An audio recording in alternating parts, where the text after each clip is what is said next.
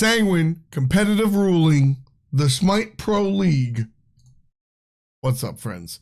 So we've got a situation already, week 2, and there's problems, okay? Sanguine gets in trouble for exploiting the Fire Giant in the Pro League versus Space Station Gaming. Let's, so before I start the video, everything I reference in this video is on the Smite Pro League website. You can visit it, esports.smitegame.com. There's a whole bunch of videos here that you can look at. I'm not going to play the videos, but they go in depth and in detail about how Sanguine exploited the Fire Giant, how they got what they were looking for. They gave the ruling the information. So this is something that the league has been doing for a little bit of time. They're very transparent, and I think that's overall good. And that's generally that's where we're going to start here. So this is a judgment call. You know, this is absolutely a judgment call. Here's the thing. When it comes to competitive games, there will always be an area there will always be bugs. And whether or not you want to call a developer a bad developer for that or something, that is, I think, a misunderstanding of game dev. Yes, there are some bugs in Smite and other games that have been there for far too long. Shouts to the entire spectator as a whole. But games will inevitably have bugs. The best developer will not guarantee a bugless game. So that is an understanding of the playfield. That is what you have to say going into this, is that I understand that we're not going to have a bug-free game. So how do you treat the bugs they're in, right?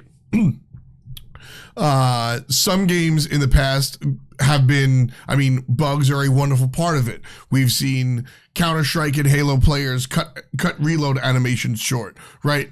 Because BXR is an interesting development. We've seen World of Warcraft raid bosses get LOS'd, and that's the part of their strategy, right? We've seen bunny hopping in Counter-Strike 1.6. That we've seen wave dashing. I mean, wave dashing in Melee is technically an unintended mechanic. So which unintended mechanics do you embrace and which do you not embrace? Sanguine came out here and they're fighting the Fire Giant. What happened was one player, the carry, the hunter, was able to shoot the Fire Giant. And the gist of the Fire Giant, and there's videos on this again, one player went really in detail. You can find it online. But the Fire Giant has an attack chain.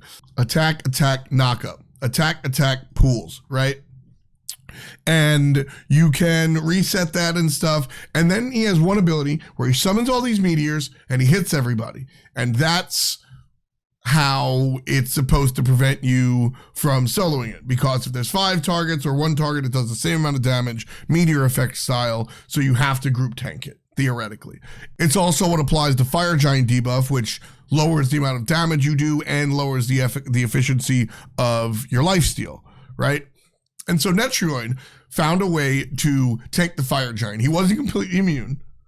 He was taking damage from the basic attacks. If he got hit by the knockup, he would. He was taking damage from all the other elements. But when the Fire Giant throws up the fireballs, the meteors, the debuff appliers, he found a way to avoid it. There's a spot basically in between the leash range of the Fire Giant and the range of the orbs. You can still damage the Fire Giant, and I guess that's what everybody has an issue with. But is that cheating? Or is that a creative use of game mechanics, right? This is why it passes my test, because the spot in which you got to be is so small. And if somebody comes through to mess with you, there's just so much that prevents this from being a foolproof invincibility level skip hack. It seems reasonable. Smite characters have attack chains. Osiris has fast, he's got a 0.51 attack chain. So if you basic attack twice and then throw out an ability and then basic attack a third time, you never have to wait the full second. So you are getting more attacks off in a shorter amount of time. If you basic sickle, basic 2, basic judgment tether, you are getting more basic attacks in than you would normally. That is now in 2020, when gods are created and items are created, that sort of attack chain reset is in mind of the, but like, was that the thought process immediately? Probably not. Now the game now we've learned to embrace that. And that's really low to the ground. That is a creative use of game mechanics. Absolutely. We look at Gold Fury pulls, right? Not many people do this, but you absolutely can. If you wipe the enemy team and have 2 hunters that are alive but low health, you can kill the Gold Fury without taking any damage, right? This is the Gold Fury. You stand here, I stand here. You pull it, it comes here. I pull it, it comes here. And we ping pong the Gold Fury back and forth and we kill it. Totally do that. Taking 0 damage. Can totally do that. So when it comes down to the Fire Giant, why is that obscenely exploitative? You know, that is the line you have to draw in the sand. So some people are looking at this and saying, no, how dare you? This is ridiculous. And other people are saying, who cares? I'm saying, who cares? I think this is actually dope. I think this is cool. And here are my parameters. 1, it's an eye test. It's pornography. It's just not broken in my eyes, right? When I see Hercules flinging somebody from a tier 2 tower into the fountain, that's busted. When Cabrakan is able to move around doing the down B, right? Like, that's busted. I'm trying to think of the other, like, absolutely, but if you were able to, like, you know, Heimdall having vision on everybody, that's busted. And that's just an eye test. I can't give you a metric or a number or say if it's this percentage impactful. Like, no, that's not what we can do here. And so if I'm the Lord of Smite, I say, not a problem, play on, adjust to it. Because, and here's a second bullet point, there's a workaround. There's counterplay to it. And that contributes to point 1, I guess, but there's got to be a way to play against it. Yes, Netroid can a hunter can solo the Fire Giant if you know the spot to go into. That allows 4 players to zone. Then you have a 5-on-4, right? Like, there is counterplay. There's only 1 guy on the Fire Giant.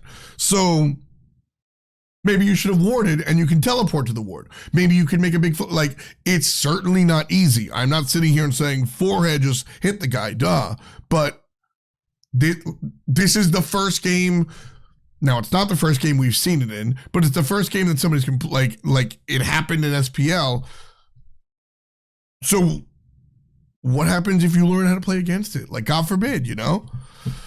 The players are very salty about it. They don't like it. I mean, obviously, the players, this is a situation where they're going to be biased on it because, you know, like, that sucks. But I'm team creative use of game mechanics. I think this was neat. I think this was learning how to do something else. And that's why I don't hold any ill will. So there's kind of 3 things to talk about. We got to explain that this is a line drawn in the sand. This isn't black or white. There are plenty of things in gaming, Smite or otherwise, that are unintended mechanics, that are bugs, that aren't cheating or exploits. And that's just a decision that you have to make.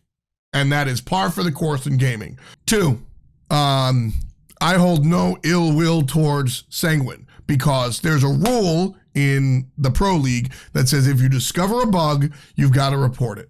And this is related to the first point in that if I'm coaching a pro team, if I'm on a pro team, PS, if you want a Smite coach, if the price is right, I'll do it. Just saying. If I'm coaching a pro team, I don't report this to high-res because I firmly believe that we discovered new tech. I don't believe that this is an exploit. And from my understanding, this isn't a, like, guidance counselor relationship where I report things no matter what. This is like, you know, report the bugs and don't report my strats. So I don't think Sanguine did something shady. I don't think they are the bad guy. I think this was sportsmanlike. I don't think this was unsportsmanlike, which is what I'm trying to say. And then the third point is, as a fan, I think I would much rather see this no problem. But if it's going to be fixed, so here's what happens: the developers have to decide if this is kosher or not. They have to draw their line in the sand. I've drawn my line in the sand and said it's not an exploit, leave it in the game. But I don't make the game. So the developer has to decide, are we going to fix this, patch this, change this, or should we let people do it? Is this healthy for the game? And the decision they've made is that it's unhealthy for the game and they will patch it out. Cool. So the Pro League has to be in agreement with the developers in this case, because the developers are the Pro League. If it was an external TO, maybe that's different, maybe not, but that's a conversation for a different time. And it's really whatever. The league has to agree with the developers. So if the developers say, not okay, we'll patch it out, the league has to say, that wasn't okay. And coming from the league perspective, because they have to agree, they have to punish the team. But realistically, this isn't an invincibility hack. This isn't a max gold cheat. This isn't a straight up exploit that wins you the game. And so I think the league understands that. $500 is not a big deal. It is not an overwhelming punishment. And that's a good thing. This was the league saying, technically, you fucked up, so we gotta yell at you for it. Our bad. Okay, see you later. They didn't strip them of wins, they didn't do it, and so that is what they have to say, because they have to agree with the developer. The developer made their philosophical line that this is not okay. To the last point, I just want to say that I feel okay with the league doing this. This is a judgment call. And you have to think about who's on the team. Kabam is an admin now. I have no idea how much involvement Kabam had. I have no idea how much non-involvement Kabam had. For what it's worth, he was involved with these videos. It's his channel. There's Kabam and Munch. But Kabam was a coach for an SPL competitive team as recently as last year.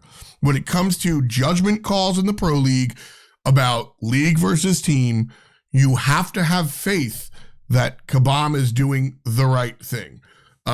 Maybe you can say that he's a slave to his boss, just like every employee. But if my word means anything, Kabam is a stand-up guy. And when it comes to judgment calls in the Pro League, if you didn't believe in the admin team before, Kabam's inclusion has to give you a little bit of confidence in what they're able to do. So, in summation, I don't think Sanguine did anything wrong. I think they found a cool new way of playing the game and found a piece of tech. The developers disagree, and so the league has to disagree, and so the league has to punish Sanguine, and they did, albeit minimally, because they admit it's not they don't publicly admit, but I feel like this is them admitting that it's not an egregious exploitation of the game. Where do you draw your line in the sand? Is this ridiculous? Should Sanguine be banned from the league? If you say that, I'll probably ban you from the channel. But I don't know, man. I've been straight up and said that I'm a fan of Sanguine in the past in videos, but this is straight up, unbiased. If any team did this, I would feel the same way. New tech is cool. I thought it was dope. Whatever, man. Whatever, man. We're watching the Pro League games on the channel every weekend. Twitch.tv/fswag. I'll see you there.